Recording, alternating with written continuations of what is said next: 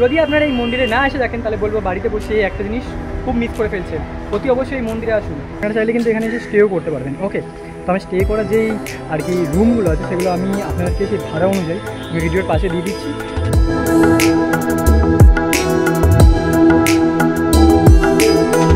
মন্দিরে কীভাবে আসবেন, কখন কখন মন্দির খোলা থাকে, মন্দিরে আসলে কীভাবে ভোগ পাবেন, আপনাদেরকে আগে থেকে ভোগ কি বুকিং করতে হবে সেই সব বিস্তৃত আজকের এই ভিডিও থাকবে। তোমরা আমাকে যারা চেনো না, আমি প্রসূন, তোমরা রয়েছে আমার চ্যানেল নোমাডিক প্রসূনে। আমি এরকম ভিডিও সবসময় পোস্ট করি। যদি আমার এই ভিডিওগুলো ভালো লেগে থাকে তাহলে অবশ্যই ভিডিওটা লাইক করবে এবং চ্যানেলটা সাবস্ক্রাইব করবে। চলো আর দেরি না করে আজকের ভিডিওটা কন্টিনিউ করা যায়।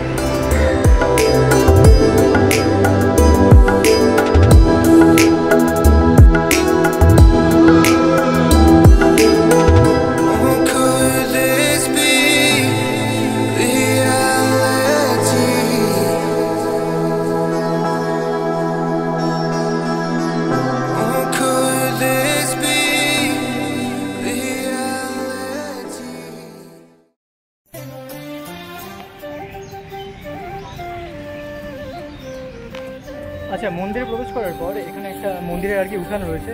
সত্যি কথা বলতে গেলে উঠানটা একদম ঝাঁচক থেকে পরিষ্কার রয়েছে এবং তার সাথে যখন আপনারা এখান থেকে এন্ট্রি করে আসবেন এখানে দেখতে পারবেন আপনারা যে দুটি খিলান বিশিষ্ট আর কি প্রবেশদ্বার রয়েছে মন্দিরের মধ্যে। ঠিক আছে, আমি মন্দিরের ভেতরে পরে যাব। এখান থেকে আপনারা আসলে এখানে আপনাদেরকে জুতো রাখতে পারবেন এবং তার সাথে এখানে মন্দিরের আর কি অফিস সেন্টার আছে এবং তার সাথে যে এই যে গেটটা দেখতে পাচ্ছেন, যারা আর কি বাসে বা সুমোতে করে আসতে চাইছেন তারা আর কি এই গেটটা দেখে এখানে কিন্তু গাড়ি রাখতে পারবেন। এখানে কিন্তু অনেক বড় জায়গা আছে গাড়ি রাখার জন্য। আগে মন্দিরটার ভেতরটা আগে দেখিয়ে দিই তোমাদেরকে, তারপর তোমাদেরকে দেখাবো মন্দিরটার বাইরে চত্বরগুলো, যেই জায়গাগুলো আছে সেই জায়গাগুলো। চলো আর দেরি না করে ভিডিওটা কন্টিনিউ করবো।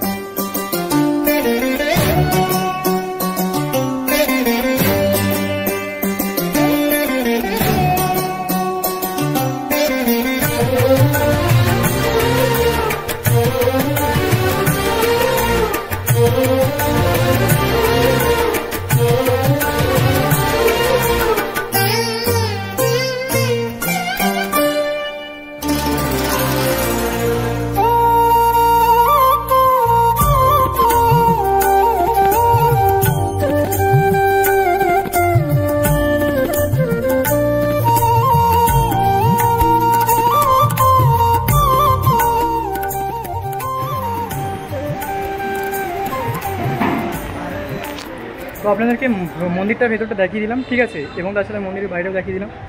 আর প্রথমত বলতে গেলে এই মন্দিরে কিন্তু ভিডিও করা যায় না, ঠিক আছে, ভেতরে ভিডিও করা যায় না, ভিডিও এবং ছবি সেলফি কিছু নেওয়াই যায় না, বিকজ অফ ভেতর থেকে পারমিশন নিতে হয়। আমি কিন্তু পারমিশন নিয়েছি, তারপরে কিন্তু ভিডিও করেছি। আর এখন সত্যি কথা বলতে গেলে না, জাস্ট অসাম ভিউ লাগছে, দেখুন।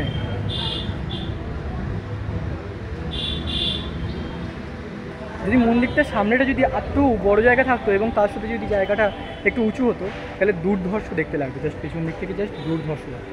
তাহলে চলো এখন মন্দিরটা তোমাদেরকে ঘুরিয়ে দেখিয়ে দিয়েছি এবং তার সাথে আরও যে জায়গাগুলো আছে সেই জায়গাগুলো তোমাদেরকে ঘুরিয়ে দেখিয়ে দিই। আচ্ছা, তো এখন বলে দিই তোমাদেরকে এই মন্দির খোলার সময় কখন। এই মন্দির খোলার সময় হয় ভোর 4:30টার সময়। ভোর 4:30টার সময় খোলার পর তারপর আর কি 12টার সময় দেওয়া হয় ভোগ, ঠিক আছে। 12টা থেকে 4টে পর্যন্ত কিন্তু মন্দির বন্ধ থাকে, ঠিক আছে। তো 12টা থেকে 4টে মন্দির বন্ধ থাকে, তারপর আবার কি খোলা হয় 5টার সময় থেকে। 5টা থেকে 8টা পর্যন্ত আর কি এই মন্দির খোলা থাকে এবং সবার শেষে হয় সন্ধ্যা আরতি, তারপরেই আর কি এই মন্দির বন্ধ হয়, ঠিক আছে। এই হলো এই মন্দিরের ব্যাপার।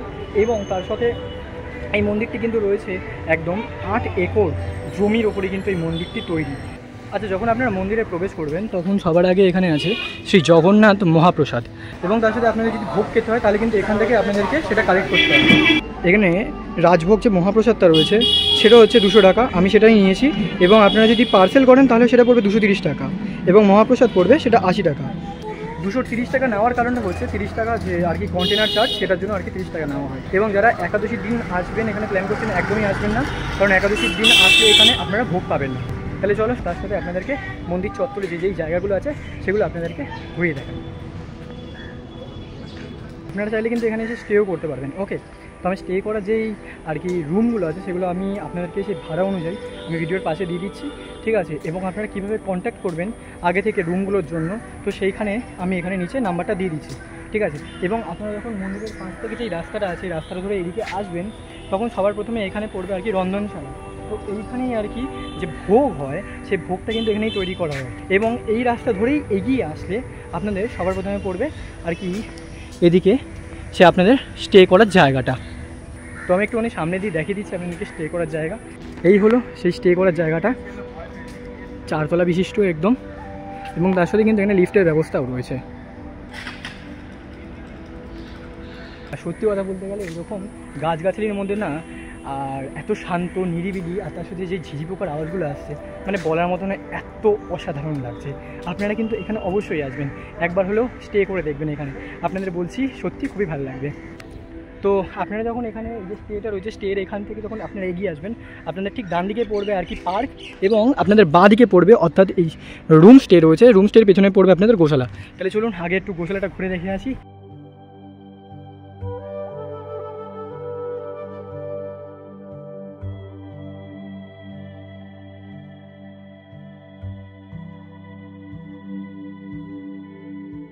আচ্ছা, এখানে কিন্তু মোট 25খানা আর কি গাভী রয়েছে, ঠিক আছে। তো এখানেই এই যে এদের যে দুধ থাকে, এই দুধের দিয়ে কিন্তু তৈরি হয় এখানে পনির, ঘি, আরও অন্যান্য যে জিনিসপত্র আছে সেগুলো তৈরি হয়ে থাকে। আপনারা চাইলে যে বাইরে যে দোকানটা দেখতে পাচ্ছেন সেখান থেকে কিন্তু আপনারা কালেক্ট করতে পারেন, এবং মন্দিরের ভিতরেও কিন্তু দোকান আছে, সেখান থেকেও কিন্তু আপনারা দুধ, ঘি, তারপর হচ্ছে পনির, সেসব কিন্তু আপনারা মন্দিরের বাইরে এবং ভেতরে দু জায়গা থেকেই পেয়ে যাবেন। ওকে, সো আমি আর কি একটুখানি, জায়গাটা বেশ বড় জায়গা, খুবই বড় জায়গা। ওই যে একদম ওখানে পাঁচিল দিয়ে এসছে একদম। তো আপনাদেরকে আমি ঘুরিয়ে দেখিয়ে দিলাম আর কি যে গোশালা আছে সেই গোশালাটা। তো এখন চলুন একটু পার্কের দিকে ঘুরে আসা যাক।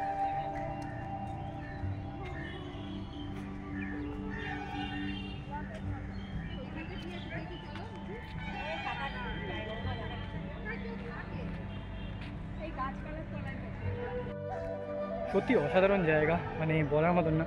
এই যে পার্কটা রয়েছে এখানে কিন্তু যে গাছগুলো রয়েছে দেখুন কত সুন্দর করে আর কি এদেরকে ছেটে দেওয়া হয়েছে, তৈরি করা হয়েছে একদম। এবং তার সাথে রাস্তার পাশে পাশে আর কি এখানে কত ছোট ছোট ফুল গাছ রয়েছে, এবং পার্কে কিন্তু বসার জায়গাও আছে, ঠিক আছে। পার্কে আসার পর আপনারা পার্ক থেকে ঠিক বাঁদিকেই আর কি দেখতে পারবেন এই যে এখানে একটা মঞ্চ তৈরি করা হয়েছে। এই মঞ্চটা কী কারণে তৈরি করা হয়েছে, যখন কোনো বড় অনুষ্ঠান হয় তখন সেটা এইখানে হয়ে থাকে।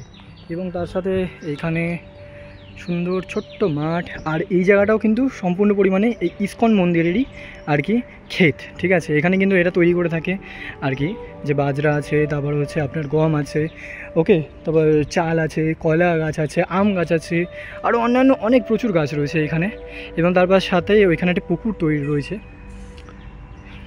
আর এখানে হচ্ছে গাড়ি রাখার জায়গাটা। আর এইখানে গাড়ি রাখাটা কিন্তু সম্পূর্ণ পরিমাণে ফ্রি। আর পেছন দিয়ে দেখুন জাস্ট অসাম লাগছে মন্দিরটা।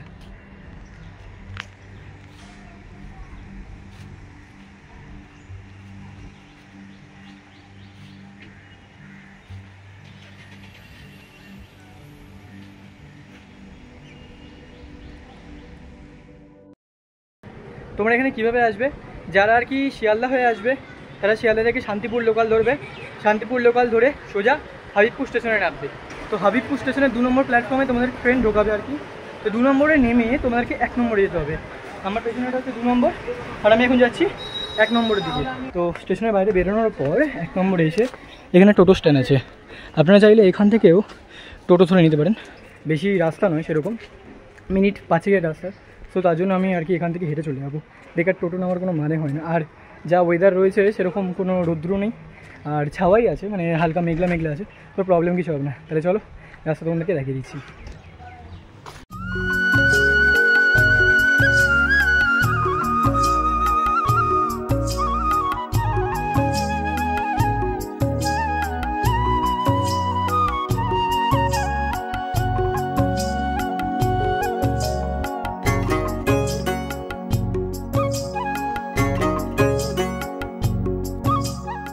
আচ্ছা, তো আমি এখন চলে এসেছি মন্দিরের একদম সামনে।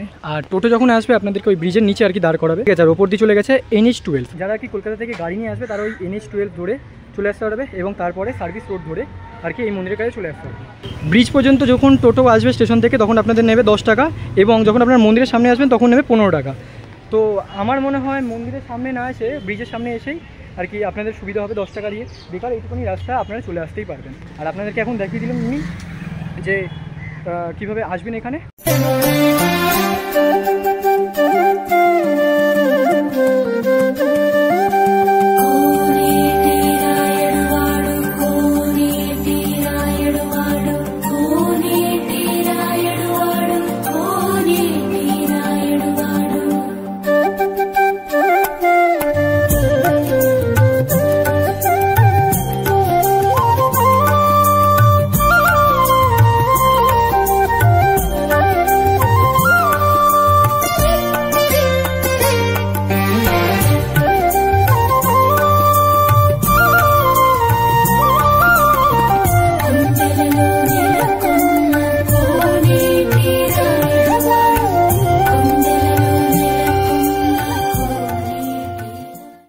তো আমি আপনাদেরকে দেখিয়ে দিলাম আর কি যে দুপুরে যে আরতি আছে, এবং এখন কিন্তু ঠাকুরকে কিন্তু ভোগ নিবেদন করা হলো, ঠিক আছে।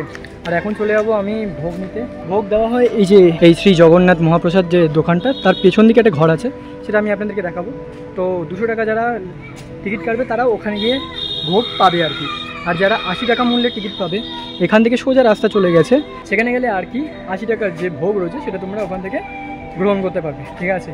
তাহলে বলো তোমাদের ভিডিওটা কীরকম লাগছে। আর এখানে ভোগ কিন্তু যদি আপনার যদি কুপন কাটা থাকে 1টা থেকে 4টে পর্যন্ত কিন্তু ভোগ দেওয়া হয়, তার জন্যই কিন্তু এই 1টা থেকে 4টে পর্যন্ত কিন্তু মন্দির বন্ধ থাকে।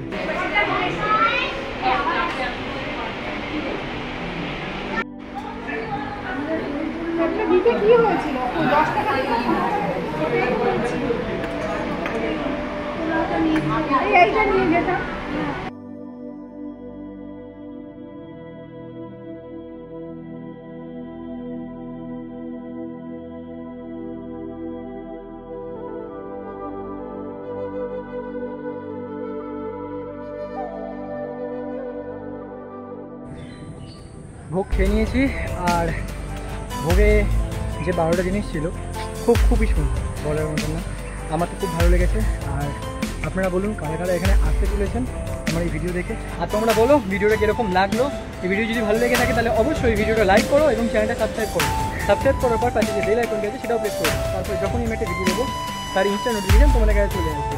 ওকে, তাহলে চলো আজকে মানে ভিডিওটা এখানেই এন্ড করছি। আবার দেখা হবে অন্য কোনো ভিডিওতে। ভালো থাকবে, সুস্থ থাকবে, টাটা।